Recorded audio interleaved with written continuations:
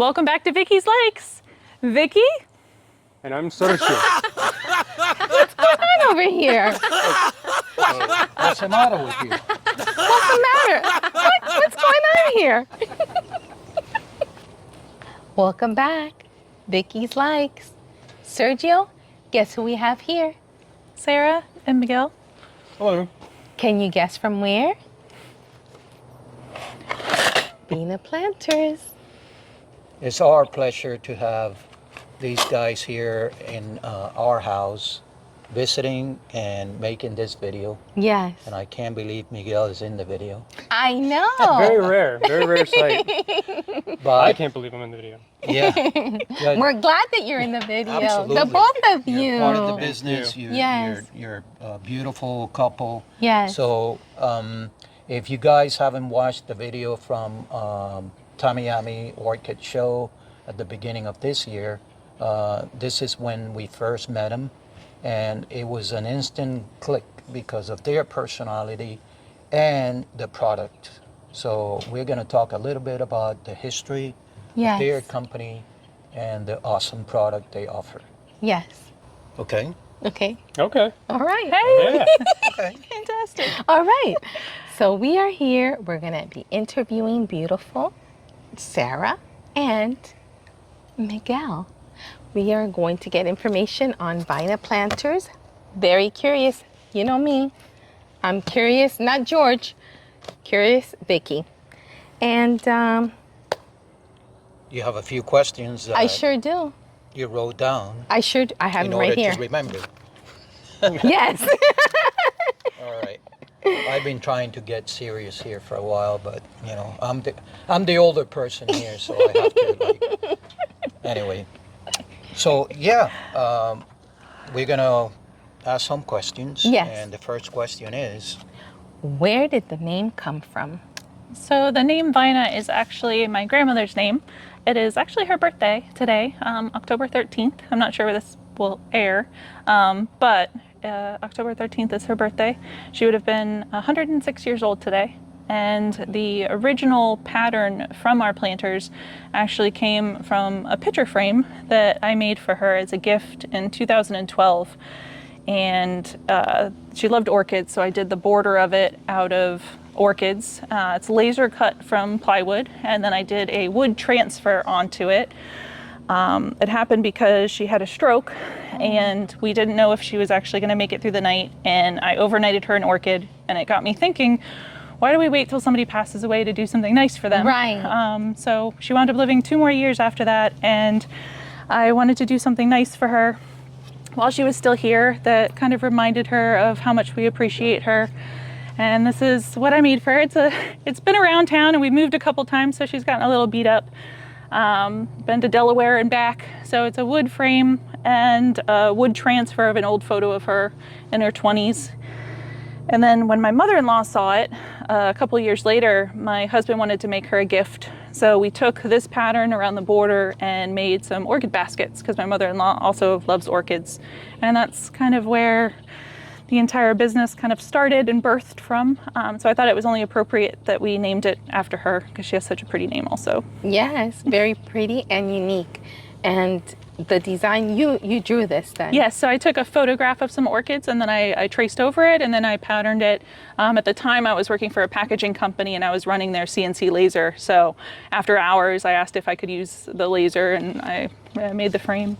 This is nice, really nice. It took a while, I'm sure. Oh yeah. Very pretty. so the design of the baskets. Yes, You It's the can same see. pattern. Yep. very pretty. Very Very nice. Very, very nice. So I do have a few more questions. The style of the planter, can you elaborate a little bit on that? Sure. So the picture frame that I showed you guys, when my mother-in-law saw it and she wanted some baskets, I was working at a different company and also running their CNC laser. So we got some wood and I made some prototypes, basically just as gifts for her. At this point, we had no plan to sell them. It was just presents because she loved orchids. And we took the same pattern, and you can see my stain job on this is not the best, but this is one of our original ones, and I forget how many we made, maybe like 10 or 12. and we gave them to her as gifts. And like all wooden baskets, they fell apart in about 6 to 8 months. Oh, really? Yep. Wow. I thought they would last. Beautiful. I thought they would last a lot longer, but they didn't. And she started to complain and wanted more and more and more. So we discussed what to do. Miguel kind of thought that this could be something and we could sell them, and we went back and forth because he kept recommending to use plastic and that we needed something more durable than wood. I love wood and I like that it's natural, but he was right. They were falling apart and it just wasn't working. So we finally compromised, and I found a supplier that had 100% recycled sheet material. So at the shop that I was working at, we also had a CNC router. So I bought some test sheets of the recycled material, and we cut out a bunch of prototypes.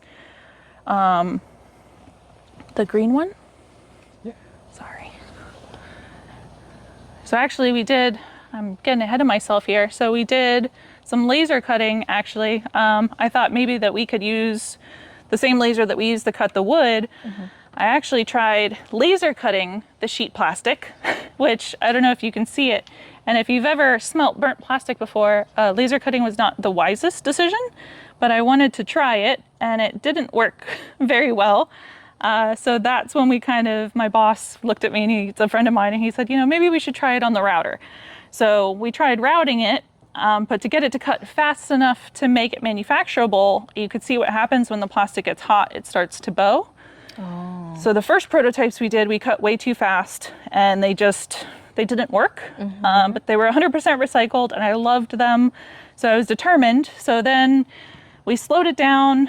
We did some 3D printing prototypes to kind of refine the design a little bit.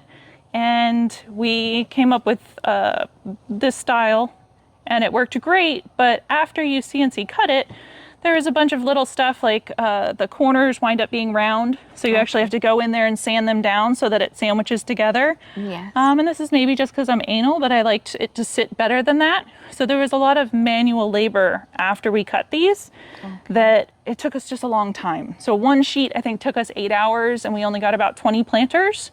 So once we narrowed down the cost for the recycled material, which was very expensive, the amount of time to router them, the amount of sanding that we had to do to get them together, it just wasn't cost effective.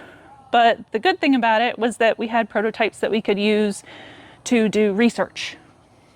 So we actually used our prototypes that were CNC routed for a survey at Mount's Botanical Garden. And we surveyed, this is in 2018, I believe at this point, and we surveyed 100 people and got almost 100% positive feedback, but everybody said that they were way too heavy. So it's solid plastic. So once you put a plant in there, you water it. They were concerned about like it breaking the tree branch if it was hanging from the tree branch. So that was some valuable feedback that helped us kind of gear from the router design into knowing that we had to go into injection molding. My background is actually in industrial design. I have a bachelor's degree in industrial design, and I've learned a little bit about injection molding in school, but they don't teach you the nitty-gritty of drafts and cycle times and how it actually ribs and all of that. They just teach you very minimal. One of my other questions, what is injection molding?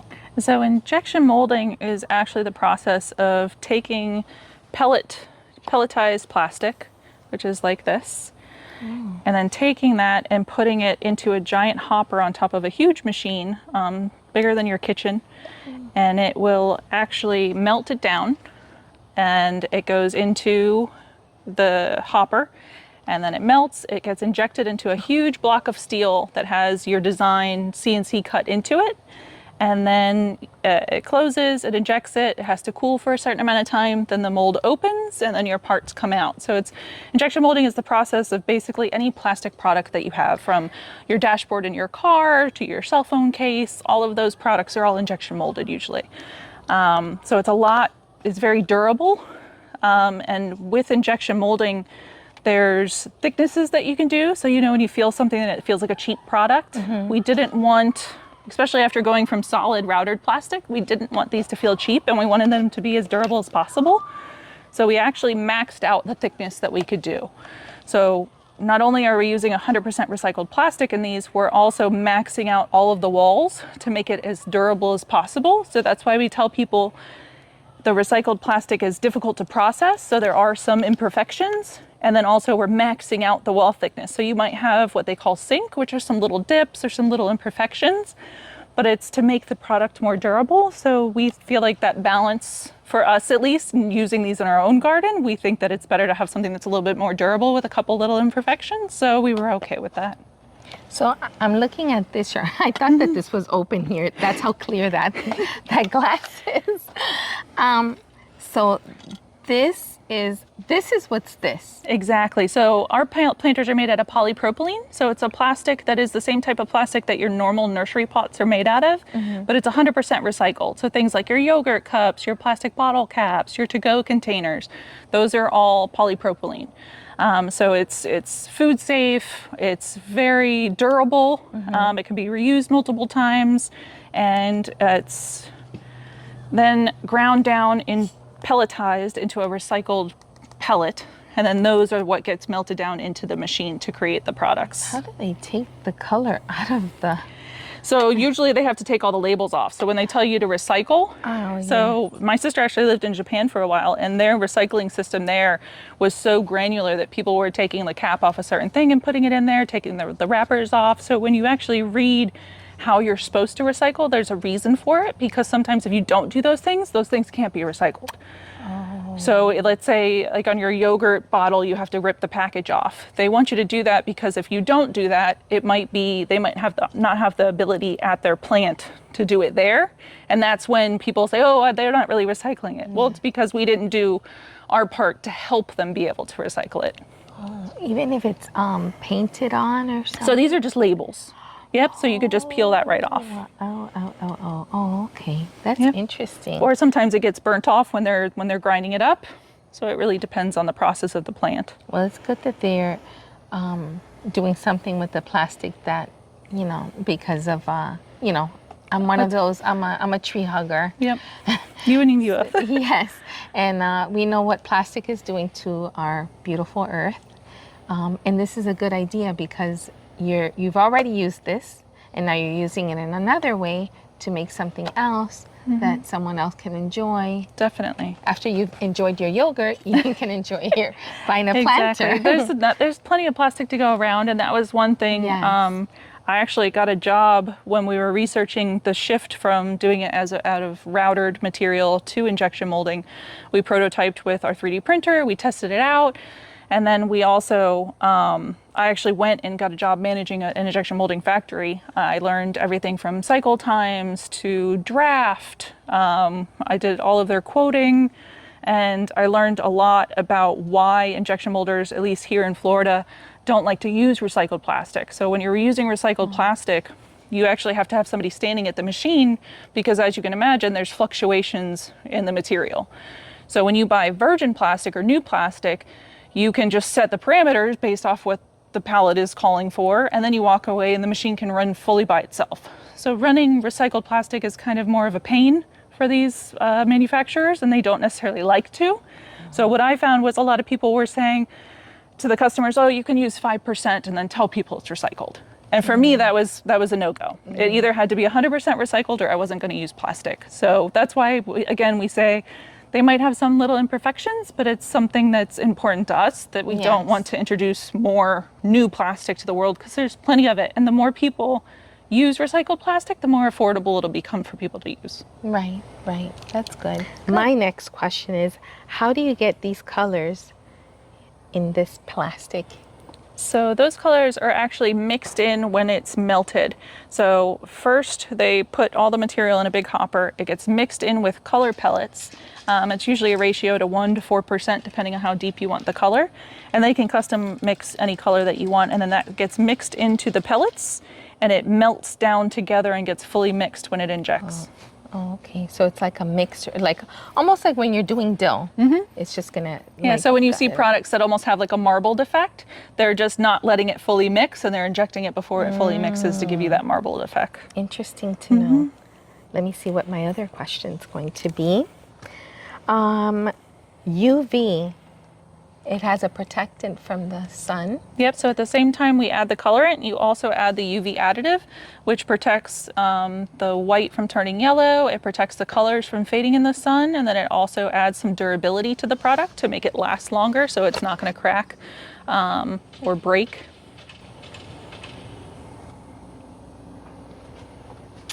And where can anyone go and buy your products at? So currently we sell online on our website at vinaplanters.com.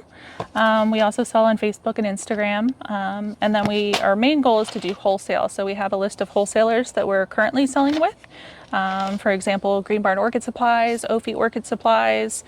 We also have Amelia Smarty Plants in Lake Worth, Belle Dance Orchids in Louisiana.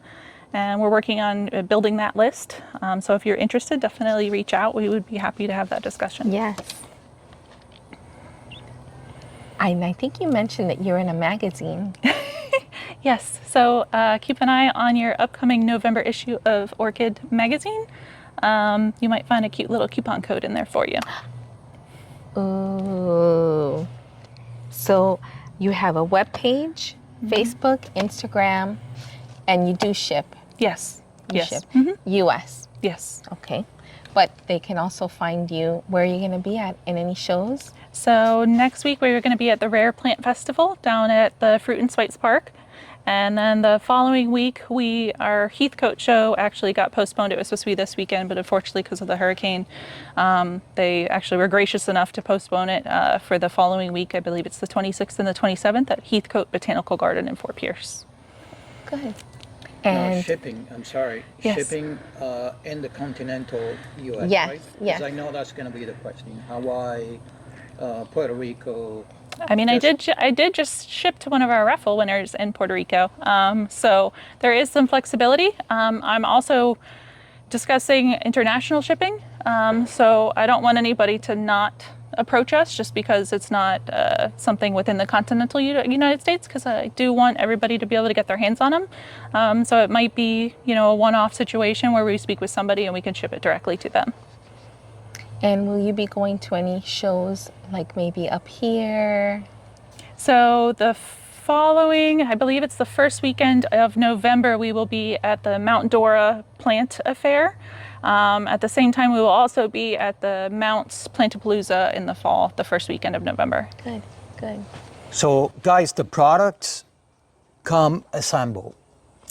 However, you can disassemble for... So one of the things that makes our planters unique is the fact that they can be completely disassembled. So there's some screws on the bottom. Right now they're out. But when it comes time to repotting or you need to do a really good cleaning on it, it comes completely apart. So the bottom slides out and the sides come completely apart, as you can see there. Very easily comes apart, because I know that I've had multiple times where I've wanted to untangle some roots that have been stuck all around the sides, and the one thing that I wanted to do is get underneath the plant to dig out some of the bark so that you can get to the roots more easily. So yeah, so once you're done with your cleanup and you need to put it back together, you can put it all back together, slides right into each other, put the bottom back on, and for the sake of demonstration and to speed things up a little bit, we have a little drill. You just want to make sure that if you're doing this, you probably just want to hand tighten. You don't have to tighten very tight.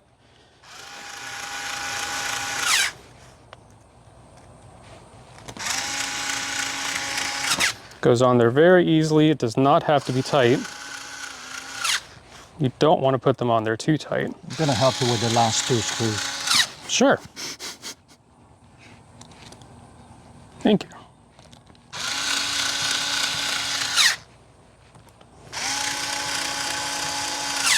Thank you, Tim. All right. So now it's back together, ready to be used again, ready to repot, and yeah, that's what makes our planters unique. Nice. Let's talk about the chain a little bit. Sure. So this product, as you all know, and if you don't know, we are telling you, it comes with the chain. That's the difference, or one of the differences between this product and the other products. You know, when you go to Home Depot, Lowe's, or whatever, the baskets don't come with a chain. Well, this product does. And Miguel is gonna, he was showing us a trick on how to put this chain on. Yep. So basically, when you get your planter, your chain will be inside of a little brown bag. You rip it out of there, and what you do is you basically just take the hook, you put it on your finger, you take the two back chains and you separate it, and you keep them separated, and it makes it real easy so that they don't tangle up on each other. I'm gonna help him a little bit. Yeah, make it a little faster. Because what you don't want to do is crisscross your chains, because then when you go to hang it, it hangs unevenly and it might sag or it might do something funny. So that's it. Comes with a free chain. It's stainless, and yeah, that's just another thing that makes our baskets unique. They come with a chain. Isn't that beautiful? Beautiful little plant.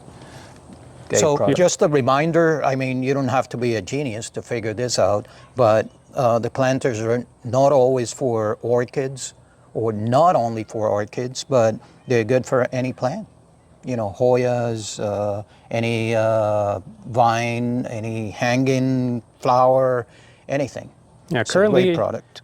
I have bromeliads in them, and I also have a pitcher plant, which is getting huge right now. So basically with the pitcher plant, you have to keep it wet. So what we do is we put a liner on the inside, and it's happy. It's super happy, and it's actually overgrown the pot, and we actually have to upgrade its pot soon to a bigger 8-inch. So remember, two sizes, 12 and 6, So currently we have our 6-inch and 8-inch. 8-inch. We will have a 10-inch as well. That is Messed up with coming, the size.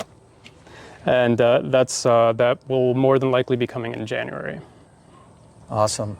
Great future ahead. I see it coming. Hopefully. All right, guys, we're going to call the girls now. We're Calling gonna the girls close- back in. We're going to close the video.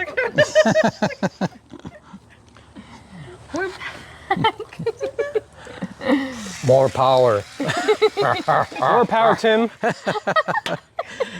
Anyways, thank you guys. Thank you for coming to our house. Yes. And- Thank you for having Yes, us. Thank you Yeah, so much. Yeah, it's a beautiful product, great It is. product from small business, and you know how we feel about small businesses. Yes. We support them, and yeah, the future is awesome. Yes. And we just want to say thank you so much for having us. From the very first time we met you guys at Tamiami, you were bright lights. I get very nervous, and you guys have just been refreshing, and we appreciate your support. We see your videos, we see you plugging us, and Always it a treat. means- Always a treat. literally, it gets exciting every time we see it, and we appreciate you guys so much. Thank you. you. And this Thank backdrop, this is just mean, absolutely yeah, beautiful. Talk about And the this back- is can we this talk is about the a, backyard, please? Yeah. a real treat. So later on we we'll wanted open to do wine before, but you know, this is work. Yes. No drinking on the job. Van Damme, No. Van Damme. We have to keep straight faces. Oh, yeah. But now we're gonna celebrate. Now we Yes. celebrate. Now we turn, yep, yeah, that light's Cheers gotta to you go. guys, Yes. so much. Cheers. Yes. and we'll see you in the next video. Bye. I was gonna say now I have to take the backdrop and put it to wash. I had to take the green screen down. Yeah.